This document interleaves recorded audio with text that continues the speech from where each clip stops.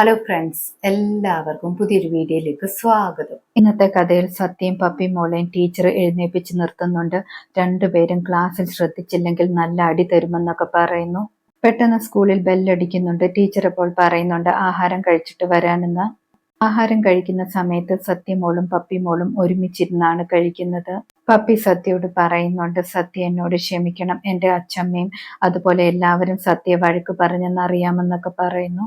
സത്യ അപ്പോൾ പറയുന്നുണ്ട്, അതൊന്നും പ്രശ്നമില്ല, പക്ഷെ നമ്മൾ മീൻപാറ വരെ പോയിട്ട് നമ്മൾ ആഗ്രഹിച്ച കാര്യം നടന്നില്ലല്ലോ എന്നൊക്കെ പറയുന്നു.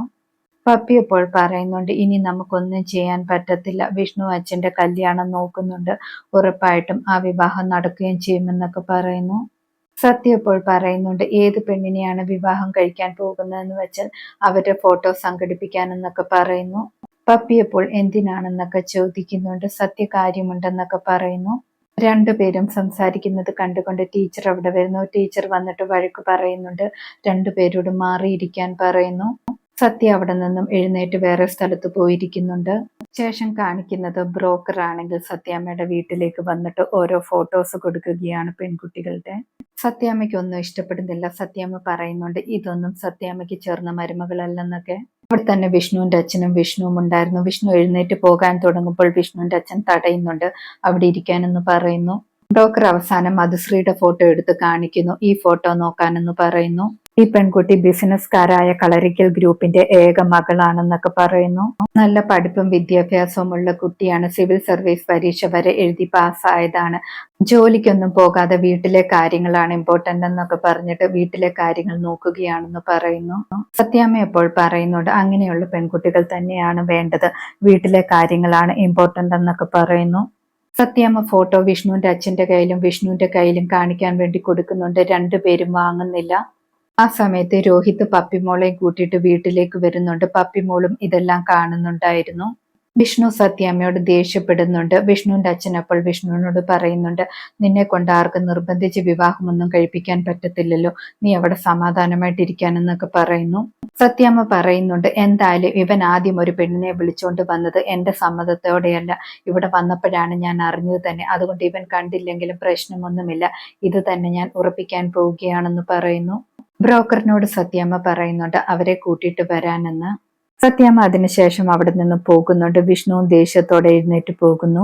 രോഹിത് വിഷ്ണുവിന്റെ അച്ഛനോട് പറയുന്നുണ്ട്, വിഷ്ണുവിന് ഇഷ്ടമല്ലെങ്കിൽ പിന്നെ എന്തിനാണ് ഇങ്ങനെ നിർബന്ധിക്കുന്നതെന്നൊക്കെ. വിഷ്ണുവിന്റെ അച്ഛൻ പറയുന്നുണ്ട്, എത്ര പഠിച്ചാലും മനസ്സിലാകത്തില്ല, എന്ത് ചെയ്യാനാണ്, സത്യാമ്മ ഇങ്ങനെയാണല്ലോ എന്നൊക്കെ പറയുന്നു. ഇനിയും വിഷ്ണുവിനോട് ചാകുമെന്ന് ഭീഷണിപ്പെടുത്തി വേണമെങ്കിലും ഈ വിവാഹം നടത്താൻ ചാൻസ് ഉണ്ടെന്നൊക്കെ പറയുന്നു. അതേസമയം പപ്പിമോൾ വിചാരിക്കുകയാണ്, ഫോട്ടോ എങ്ങനെയെങ്കിലും സംഘടിപ്പിക്കണം, എങ്കിൽ മാത്രമേ സത്യ ഈ വിവാഹം മുടക്കാൻ പറ്റത്തുള്ളൂ എന്ന് പറഞ്ഞതൊക്കെ ഓർക്കുന്നു. ശേഷം കാണിക്കുന്നത് ശാലിനി ജോലി ചെയ്തുകൊണ്ടിരിക്കുകയാണ്. ആ സമയത്ത് ശാരദാമ്മയും അടുത്തേക്ക് വരുന്നു. പെട്ടെന്ന് ശ്യാമയുടെ കോൾ ശാലിനിക്ക് വരുന്നുണ്ട്. ശാലിനിയോട് പറയുന്നുണ്ട്, വിഷ്ണുവേട്ടന് കല്യാണാലോചന നടക്കുകയാണ്, ഒരു പെൺകുട്ടിയെ സത്യാമ്മയ്ക്ക് ഇഷ്ടമായി, അത് ഏകദേശം ഉറപ്പിക്കുന്ന മട്ടിലാണെന്നൊക്കെ പറയുന്നു. മറ്റന്നാൾ പെണ്ണുകാണൽ ചടങ്ങൊക്കെ ഉണ്ടെന്ന് പറയാണ്. കുഞ്ഞേച്ചി ഇതെങ്ങനെയെങ്കിലും മുടക്കണം, എന്നെക്കുറിച്ചൊന്നും ചിന്തിക്കേണ്ട, വിഷ്ണുവേട്ടനെ കുറിച്ച് മാത്രം ചിന്തിച്ചാൽ മതി, ആ പാവത്തെ കാണുമ്പോൾ സങ്കടമാകുന്നെന്നൊക്കെ പറയുന്നു. ശ്യാമ പെട്ടെന്ന് പറയുന്നുണ്ട്, കുഞ്ഞിനെ വേണ്ടാന്ന് വെച്ചതുപോലെ ഭർത്താവിനെയും വേണ്ടാന്ന് വെക്കുകയാണോ എന്ന്. അത് കേൾക്കുമ്പോൾ ശാലിനിക്ക് ദേഷ്യം വരുന്നുണ്ട്. ശാലിനി ശ്യാമയെന്ന് വിളിക്കുന്നുണ്ട്. ശ്യാമ അപ്പോൾ ശാലിനിയോട് സോറി പറയുന്നുണ്ട്, അറിയാതെ പറഞ്ഞു പോയതാണെന്നൊക്കെ പറഞ്ഞിട്ട്. ഏതായാലും ഞാൻ പറഞ്ഞ കാര്യം കുഞ്ഞേച്ചി ഗൗരവമായിട്ട് എടുക്കണമെന്നൊക്കെ പറഞ്ഞിട്ട് ശ്യാമ ഫോൺ വെക്കുന്നു. ഫോൺ വെച്ചതിന് ശേഷം ശാരദാമ്മ ശാലിനിയോട് ചോദിക്കുന്നുണ്ട്, എന്താണ് കാര്യമെന്ന്. ശാലിനി ഒന്നുമില്ല എന്ന് പറയുന്നു. ശാരദാമ്മ ഇപ്പോൾ ചോദിക്കുന്നുണ്ട്, വിഷ്ണുവിന് കല്യാണം ആലോചിക്കുകയാണല്ലേ എന്ന്, എത്രയും പെട്ടെന്ന് തന്നെ വിവാഹവും നടക്കുമല്ലേ എന്നൊക്കെ ചോദിക്കുന്നു. ശാലിനി അപ്പോൾ നടക്കുമെന്ന് പറയുന്നു. ശാരദാമ്മ അപ്പോൾ പറയുന്നുണ്ട്, നിനക്ക് പ്രശ്നമൊന്നുമില്ലല്ലോ, ഒരു കുട്ടിയാണെങ്കിൽ അച്ഛൻ ഗൾഫിലാണെന്ന് കരുതി എപ്പോ വരുമെന്നും കരുതി ഇരിക്കുകയാണെന്ന് പറയുന്നു. അവൾക്ക് എന്തെങ്കിലും വിഷം കൊടുത്തിട്ട് അവളെ അങ്ങ് ഇല്ലാതാക്കിക്കോളാം എന്നൊക്കെ പറയാണ്. ശാലിനി അപ്പോൾ ശാരദാമ്മയെ അമ്മയെന്ന് പറഞ്ഞ് വിളിക്കുന്നുണ്ട്. ശാരദാമ്മ പറയുന്നുണ്ട്, നിനക്ക് പ്രശ്നമൊന്നുമില്ലല്ലോ, നിനക്ക് ഭരിക്കാൻ ഒരു രാജ്യവും കളക്ടർ കസേരയും ഉണ്ടല്ലോ, അത് മതിയല്ലോ എന്നൊക്കെ പറഞ്ഞിട്ട് ശാരദാമ്മ ദേഷ്യത്തോടെ അവിടെ നിന്ന് പോകുന്നുണ്ട്. ശാരദാമ്മ അവിടെ നിന്ന് പോയതിനു ശേഷം ശാലിനി ഒരുപാട് സങ്കടപ്പെടുന്നു.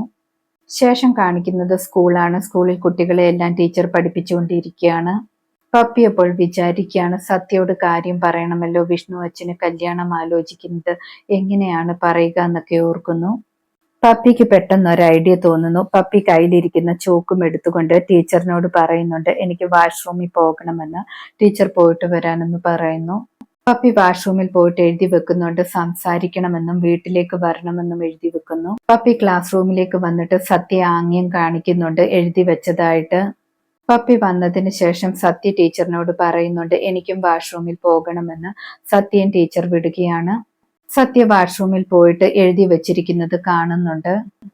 ഇന്നത്തെ കഥ ഇതോടെ അവസാനിക്കുന്നു. പുതിയൊരു കഥയുമായി വീണ്ടും കാണാം. Thank you.